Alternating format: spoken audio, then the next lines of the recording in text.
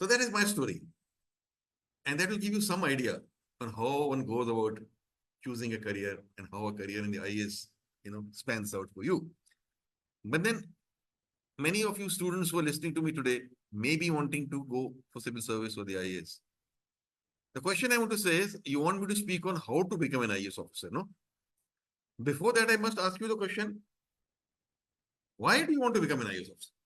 And it's a very important question. Before how, the question is why. The why has to be answered first. If you don't get the right answer to why, then how doesn't follow. Why meaning, do you have the right motivation to join the IAS? Or are you joining it out of some wrong feedback or wrong sense of things to happen or wrong motivation? Like, for instance, I meet many young boys and girls. I talk to them who are aspiring for the civil services, and I ask them the same question. And very often they give me an answer, sir, there's so much power in the IAS. You want to join the IAS? Because there is so much power. I said, okay, that's very nice. Yes, there is a lot of power, but what do you understand by power? And what they understand by power is, they say, yes, there'll be police guard traveling with us. We'll get a car with a red light or a blue light. There'll be police people who will be saluting us. There'll be a chaprasi with a turban who will be going along with us. There'll be a whole lot of people running around wherever we go. In society, we'll be having very high status. All people from business, industry, and professions will come and talk very politely to us. They will come to us because they have work, and they will, accord us a very high status in society. So we have that power because they know that we have the power to either grant them things or not grant them things, or do things, or even give them favors or patronage. These are the things are there. So people run after you. And so this gives you a sense of power. And many people think that this should be the motivation of joining the IAS. Well, ladies and gentlemen, boys and girls who are listening, I would say that this is not the right approach. In fact, Dr. Agarwal mentioned 2 books that I've written, but I've written now 5 books. And the third book which I've written is Making a Difference, the IAS as a Career. I think any of you get a chance, you must read it, because that is where I have spelled out why one should join the IAS and what a career in the IAS is all about. So my answer to this question is, yes, these things are all right. There's nothing wrong with it. If you want status in society, very nice. If you want people to look up to you, very nice. If you want police people saluting you, okay. If you want a car with a beacon light, fine. But this is not the be all and end all of joining the IAS. In fact, this is the smallest part of what you get in joining the service. If you're joining the service only for this, then this is not the right motivation. Because the real power that you get, how do you define power? The real power that you get as an IAS officer is to solve the problems of the people, to address the grievances of the people. Your pen has that power. People come to you with their problems. You become a district magistrate, the post which everybody wants to become, DM. I was DM Ghaziabad, as Dr. Agarwal mentioned. I remember. The people come to you with small issues. Somebody has issue with land. Somebody is not getting a particular certificate from government. Somebody is not getting a license. Somebody is not, FIR is not being lodged. Somebody is being, mafia is threatening somebody. So many things are happening all around you. And they come to you expecting justice.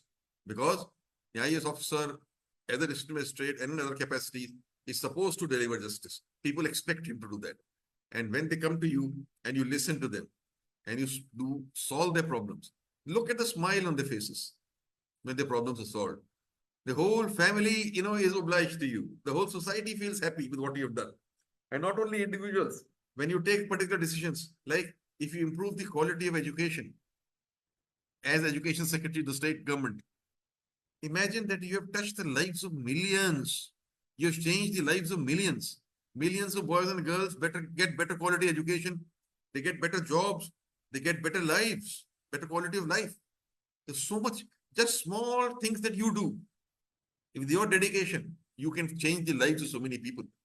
So my point to you is that if you want to join the IAS, the real motivation must be to make a difference to the lives of the people, to solve the problems of the people, to be accessible and amenable to the citizens. Here, I must say that one complaint that citizens have against IAS officers is that IAS officers are arrogant. They're not reachable. They're very vain and proud. They don't talk nicely. You can't even go and meet them. Well, this is why the problem comes. I, in my service, have always maintained that I should be accessible to everybody. In fact, in whichever post I have been, when I was DM, at least for 3 to 4 hours as a district magistrate, I used to keep my office open to meet the people. Anybody could come and meet me. There was no chaprasi who could stop you. You did not need to take an appointment from any PA. You just had to walk in and meet me. And I would listen to you and solve your problems. And that gave me a sense of satisfaction. Even when I was Chief Secretary, imagine Chief Secretary of Uttar Pradesh with a population of 220 million in this state and the kind of problems it has. I still used to keep 1 hour every day, 3:30 to 4:30, to listen to the people. And even rickshaw pullers, poor people from villages, they would come to meet me and I would make them sit down in the chair in front of me and listen to their problems. I gave them dignity, I gave them honor because they were citizens of the country. And my job is to serve them. You see, you are not a king. If you want to become an IAS officer, don't think that you're going to become a king. Don't think you're going to become a monarch. You must realize that you are a public servant. You have to serve the people of this country. And so the number one quality that you require is not arrogance. The quality that you require is humility. You have to be humble. You have to be accessible. You have to be responsive. You have to be a problem solver. You have to have empathy, understanding what the other person is going through. You have to have compassion. All these qualities are required in you. And you have to have a sense of preserving the democracy in this country, preserving the constitution of this country, and also of taking the country forward on the path of economic development and on the path of social justice. Why you want to join the IAS? Because this is what the IAS will give you. If this gives you a sense of satisfaction, if this gives you happiness, if this gives you inner joy, if this gives you inner fulfillment, then yes, prepare for the IAS and join the IAS. If people are different, everybody is different. So not everybody will get enjoyment or joy or satisfaction from this. So if it is not your inner calling, then don't go for civil service. Go for something else which will give you that satisfaction. Maybe you want to become a scientist. And as a scientist, you will get that inner satisfaction. Maybe you want to become a professor as a teacher. And you want to teach, which will give you so much of satisfaction. There's nothing wrong. All careers are good. There is no good career or bad career. It only depends on what you want to do in life. I'll share with you. Many IAS officers I noticed, they've been brilliant students. They did very well in the examination, got selected. But they were not brilliant IAS officers. Why? Because their personality was not tailored to be an IAS officer. There are many I've met. There's a case I remember of some IAS officers who were toppers, who topped record marks, but they were not good at dealing with people. An IAS officer has to be good dealing with people. You should be happy with sitting with people, listening to the problem. They were good in front of the computer. They were good solving problems of mathematics and physics, but not with people. Had they become professors of mathematics or physics, they would have even got the Nobel Prize. They were so good. They could have gone for that. But they chose the wrong career by coming into the IAS. IAS was not a career for somebody who wants to be an academician or a scientist or who has that bent of mind. Or if somebody wants to go into medicine, this is different from being in the IAS. Or if somebody wants to be a journalist, or he wants to write articles, or he wants to be a media person, well, if his personality is like that, he will excel there. So be very, very careful. Choose the IAS with the right kind of motivation. And if you have the right kind of motivation, then certainly you will be selected in the IAS. Now the question comes, once you have decided that you have the right motivation, what are your chances of success in the IAS? Oh, it is a very difficult examination. That all of you must know from the very beginning. It is perhaps the most difficult examination going around anywhere. One, the syllabus is huge. The examination is vast. And 0.00 some percent people get selected. 12 lakh people writing the preliminary examination, as I said in the beginning. And 700 selected in civil service. And 180 in the IAS. Well, what is the percentage of selection? You can understand that. So it is a very difficult examination. So that is my thing. So what it requires is extraordinary amount of hard work to prepare for the examination. And therefore, my first advice to everybody is that you should be prepared to put in at least 12 to 14 hours of work for at least a year. If you're able to do that, if you have this in your mind, then think of writing the IAS. If you cannot put in this kind of hard work, then don't. Don't waste your time. You won't get through. It's not that easy. Second thing I want to tell you is that many people ask me this question, sir, can I write the IAS along with my job? I give them my own example that I resigned my job. And my answer to this is quite categorical. No. No, you cannot. Why? Because if you have a job, every job is demanding. You have to be sincere to your job. Even if you're teaching, you have to be 7, 8 hours, 6 hours, you're preparing, teaching. After that, how much energy do you have left to prepare for a civil service? Of course, it's a different matter that if your job is a light job, maybe you can do it along with that. If you can put in, if your job allows you to put in 7 to 8 hours at least of work, then okay, then it's all right. But by and large, single-minded devotion in preparing for the IAS is very, very essential. And then you must have a sense of determination. First of all, you must believe in yourself. It's so important. You must believe that I will get selected. Because if you don't believe in yourself, well, you will not get selected. That belief helps you to work hard. It believes you to work smart. It's not only work hard, you have to work smart. Tailor your preparation towards the examination. Develop your inner intellect, develop your knowledge, develop your writing abilities, develop your personality traits. You have to develop all and so many things. So first of all, you believe, have that immense self-confidence that no, I can get selected. Like I had. I resigned and I wrote because I was confident I will get selected. It may be, yes, I was lucky I got selected in the first attempt, but yes, I was confident. So that is how the first thing. You should be determined and sure that you can get selected and then prepare in the right manner. Then the question comes is, should we take a lot of coaching? Well, it has become so competitive. There is no harm in taking coaching from a reputed institution, but not spend all your time in coaching, a limited amount of time only to give you a sense of direction and also to interact with other students who are preparing for the civil services. Most of the time, your own self-study helps you in preparing for the IAS. Coaching can give you material, coaching can give you guidance, can give you inputs. But ultimately, it is your self-study which helps you in preparing for the IAS. So you have to spend a lot of time on your own study. And what do you study? Well, look at the syllabus now. You have 4 papers in general studies. 3 general studies papers. First one focusing on history, art, culture. Second one focusing on constitution, political science, governance. Third one focusing on economics, science and technology, environment. Fourth paper is on ethics. Then an essay paper. Then you are allowed to take an optional paper where you have 2 options.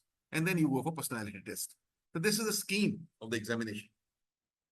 So if this is the scheme of the examination, then first thing is NCERT books are a must. NCERT books on all subjects up to the level of class 12 must be studied in great depth and understanding because they give you the basic groundwork which you require to prepare for these general studies papers. General studies papers generally are asking your knowledge up to the class 12 level on a host of issues across history, political science, geography, science, and everything. So that you must master these up. Then what you must understand is the examination is in 2 parts. The preliminary examination, once you qualify that, the main examination. Preliminary is an objective test. The objective test is you have to prepare for that. You can prepare by taking a lot of mock tests. You can prepare by understanding how to answer an objective test. But even for prelims, even though many topics for the prelims and main examination are same, so you have to go in great depth. Like instance, if you want to study Constitution of India, you go in great depth in study so that you can answer questions in the preliminary examination as well in the main examination also. You can answer questions which come on the Constitution of India. And when you prepare with a problem-solving analytical approach in your mind. Don't try and memorize. Because let me tell you, the questions asked in UPSC are not direct. Never direct. They will expect you to apply your knowledge. And application of knowledge means that you conceptually understand what you're studying. So that is why I'm saying, don't just read up material given to you by coaching centers. read original textbooks also, and think and understand. You have to conceptually understand what you're reading. If you understand conceptually, then you can apply it in the examination when the moment comes to apply it in the examination, because that is how the questions will come. So that is the way you must prepare with this thing in mind. Go through the exam syllabus, go through the last 10 years examination papers, pick up the questions and write them out. You know, writing is very important in the main examination. You have to write 20 questions in 3 hours. You cannot do it if you're not used to writing. If you're not practicing writing, your writing skills must be good and you must have be practiced. So you must sit down and write down as many questions as possible and then get them checked from somebody who knows, then to understand how you can improve your writing skills. Because unless, writing an answer in civil service is very different from anything else. You are expected to write a balanced answer. You are to suppose for any question that is asked. For example, if you are asked a question on Indian response to the Russia-Ukraine war, whether you agree with it or not, you cannot give one point of view in civil service. You can't say that I disagree with the Indian stand, or you cannot say that I agree with the Indian stand. The correct answer or way of answering it in a civil service examination would be, you say what is the Russia-Ukraine issue? What is the war all about from the Russian side, from the Ukraine side? What are the Indian interests involved? What stance India has taken? And then give a balanced view that to this extent, yes, this is the positive side of the Indian stance, and this is the negative side of the Indian stance. And then you come up with the answer, which is your own. That my thing is that India has taken the right approach. This kind of an answer will get you extraordinary marks in civil service. If you give only one side, extreme answer, or incomplete answer, not a balanced approach, you will not get marks in the written examination of the civil service. Therefore, what it requires is a very deep study of every subject, a deep understanding. And mind you, these 3 general studies papers, most of the questions which come are from current affairs. And it's very important how to understand current affairs. They say read Hindu newspaper, they say read News Indian Express, read certain magazines. But how do you read? How do you understand current affairs? Isn't it? It is not just memorizing something, For instance, if this climate change talks are going on, or just now the G7 talks took place, immediately you must understand what is G7, who are the members, why was the G7 set up, what are the objectives of G7, why is India getting invited, what is India contributing to G7, what is the Indian stance, what are the other countries saying, how is the world economy being affected by it, how is the trade and commerce across the world being affected. So you analyze, you keep analyzing.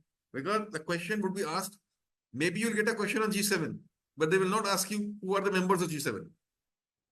Or what did India say in G7? They will not ask you this direct question. They will ask you a question like, do you think India has been able to make a significant contribution to the working of G7 and for the development of trade and commerce across the world? Now, that is the kind of question they will ask.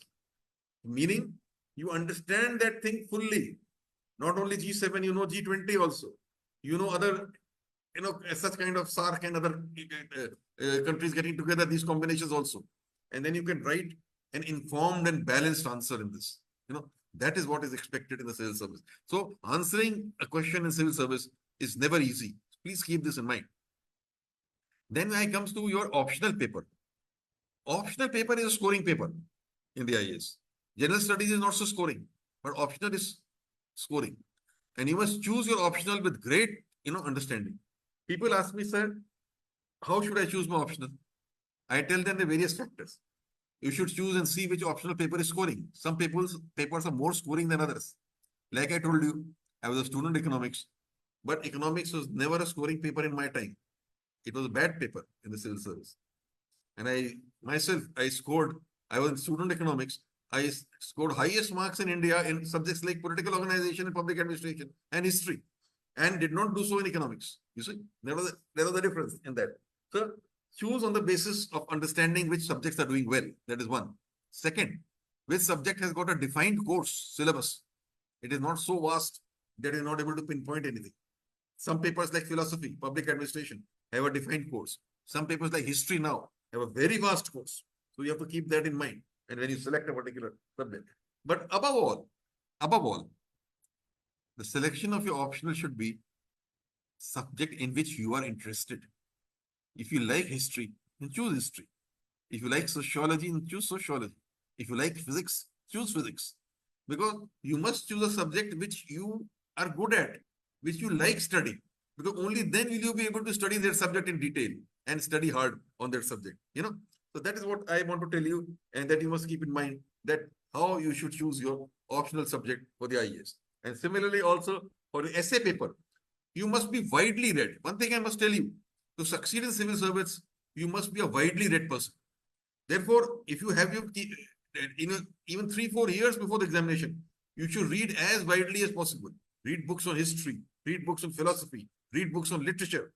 More you read, the more general reading you do, your mind will become broad and you'll have a broader understanding. And you will have that kind of a person is what a civil servant should be. And you'll be able to answer the civil service examination, whether it is written or the personality test. Now, I'm not going into greater detail about the examination scheme or all that. If somebody asks me a question, I'll be only too willing to answer that. But here, I would only like to once again try and come to an end of what I am to say and then listen to if you have any questions. I would like to end once again by saying that this is an examination which will give you a career in the IAS, which is a very satisfying career. Every day you are doing something significant. Every day. I remember even as Chief Secretary, in 2 years, I was involved in the construction of the Lucknow-Agra Expressway in 22 months. That gave me so much of happiness. I brought the metro to Lucknow in 22 months, gave me so much happiness. I brought the metro from Noida to Greater Noida. That gave me so much of joy. Even when I was DM Ghaziabad, you people are talking about Ghaziabad, we took action at that time against the mafia. All the criminals, we took such strong action that the criminals left the district. That gives so much satisfaction. So all I'm saying is, this is a career which will give you immense satisfaction and joy. If you want to do public service, if you are interested in these kind of issues, if you want to do something for the country directly and make an impact on society. So if you have this in mind, certainly prepare for the IAS, prepare with confidence, prepare with self-belief, prepare hard, work smart, and I'm sure you will be successful. I have this in my mind. My best wishes are with you, and I will be very happy to answer any questions which you may like to ask. Thank you.